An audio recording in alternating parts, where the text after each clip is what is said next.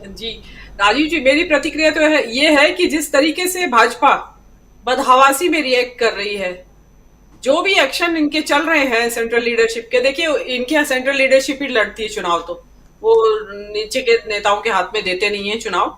तो उससे ये एक सिग्नल जा रहा है साफ कि इनको हार दिखाई दे रही है सामने, और जो अभी आपकी ग्राउंड रिपोर्ट्स भी बता रही हैं तो वो भी इसी तरफ एक इशारा कर रही हैं। देखिए, अब इसमें रिवाज बदले या ना बदले वो तो एक बाद की बातें हैं, लेकिन यहाँ पे जो सरकार के प्रति जो जो एक मोदी के प्रति, मोदी नहीं तो कॉम या डबल इंजन सरकार, वो सब जुमले एक लग रहा है कि जो ग्राउंड रिपोर्ट आपकी बता रही है उससे लग रहा है कि जनता उकता गई है उन चीजों से, कि अब वो बहुत ज्यादा अब नहीं चलेंगे, थोड़ा बहुत चल जाएंगे, जो उनके भक्तों की जो मंडली है उनके बीच में चलेंगे भले ही, लेकिन आम जनता को इस वक्त अपने बुनियादी मुद्दों की फिक्र है।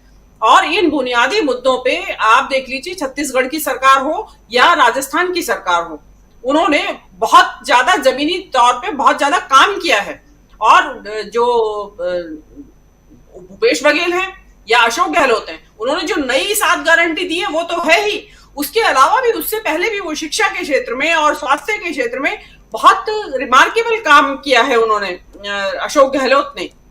मैं आपको बता भी रही थी कि हमारे रिश्तेदार गए थे किसी एक मेडिकल कॉलेज में अपने बच्चे का एडमिशन कराने, तो वहां उन्होंने बताया था कि ऐसे ऐसे लोगों से मुलाकात हुई जिनका लिवर ट्रांसप्लांट तक हुआ है फ्री। अब आप अंदाज लगा लीजिए कि 25-30 लाख 50 लाख रुपया जिस चीज में खर्च हो जाता है, जिस लिवर ट्रांसप्लांट में, और उस मरीज का वो फ्री में हो गया है और उसको जीवन दान मिला है, तो वो कितना भी भाजपा वाला हो, मुझे लगता है इतना एहसान फरामोश नहीं हो सकता कि जो अपने दिल से दुआ ना दे कि भाई ऐसा मुख्यमंत्री बार बार आए इस राज्य में, जो कि मुफ्त में अंग प्रत्यारोपण, वो भी लिवर का ट्रांसप्लांट करा दे। और बता रहे थे कि आवाज लगा लगा के दोपहर का खाना वहां बट रहा था उस टाइम, मतलब जो गरीब तबके के लोग आते हैं वो सबसे बड़ी प्रॉब्लम होती है। तो ये चीजें ऐसा नहीं है कि वहां से नीचे तक जाती हैं। कोरोना के दौरान भी मेरे पास मेरे तो वहां पे बहुत क्लोज रिलेटिव रहते हैं, उन्होंने भी बताया इतना अच्छा मैनेजमेंट कोरोना के दौरान भी रहा हॉस्पिटल्स के अंदर,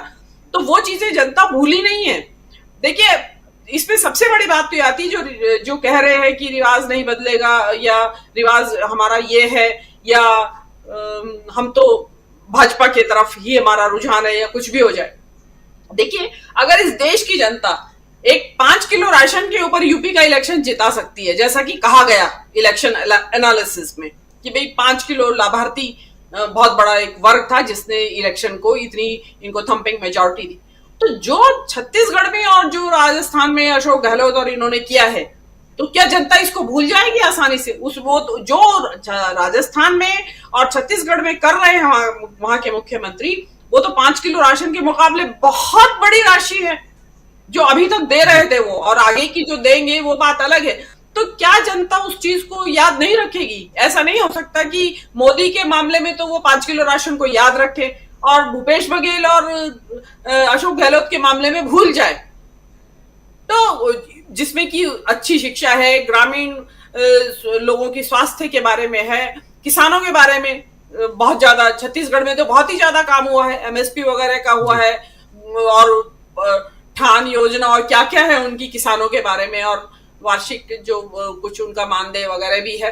तो वो चीजें मुझे नहीं लगता कि अब जनता अपने बुनियादी मुद्दों से हट के कुछ वोट करेगी, क्योंकि देखिए एक धर्म का भी ना एक सीमा तक इंसान वो होता है कि वो कहते हैं ना, भूखे भजन ना होए गोपाला, तो पहले पेट भरा हुआ चाहिए, उसके बाद ही लोग राम की और कृष्ण की या अल्लाह की या क्राइस्ट की भक्ति कर सकते हैं। तो जो सरकार पेट भरेगी उससे वो ही सत्ता में आएगी आइंदा। जो आपकी ग्राउंड रिपोर्ट मेरी इस बात की भी तस्दीक कर रही है। जी राजीव जी। जी बिल्कुल, ग्राउंड रिपोर्ट इस बात की तस्दीक कर रही है कि जो मेहनत, देखिए जैसे कि संभावना जताई जा रही है कि कांग्रेस 5 राज्य जीत जाएगी।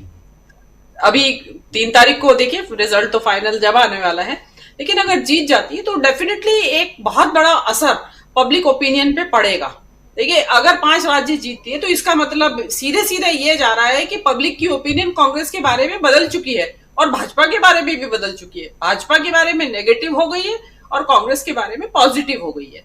तो अगर जो पॉजिटिव असल में प्रॉब्लम क्या हो रही थी कांग्रेस की, 19 क्यों हारी, 14 क्यों हारी, नेगेटिव ओपिनियन की वजह से ही तो हारी। तो अब अगर ये 5 राज्य जीत जाती है तो एक ऑटोमेटिकली एक कैस्केडिंग इफेक्ट होता है राजीव जी। उसमें पब्लिक को ये लगेगा कि भाई देखिए 5 राज्य की जनता अगर कांग्रेस के साथ है तो हमें भी कांग्रेस को मौका देना चाहिए, क्योंकि भाजपा कुछ दे नहीं पाई है अलावा नफरत के। इस देश का जो सामाजिक ताना बाना था वो ही तोड़ डाला, उसको तहस तहस कर दिया है। तो मेरे हिसाब से तो बहुत कुछ असर पड़ेगा। और ये जो लॉजिक दिया जाता है कि भाई 2018 में भी ऐसा हुआ था कि ये सब राज्य बीजेपी जीत गई थी, लेकिन उसके बावजूद भी कांग्रेस ने जो है 2019 का आम चुनाव हार गई थी। देखिए मैं बार बार इसी बात को दोहरा रही हूं कि 2019 और 2024 के बीच में बहुत अंतर है, बहुत कुछ हो गया है इस देश के अंदर।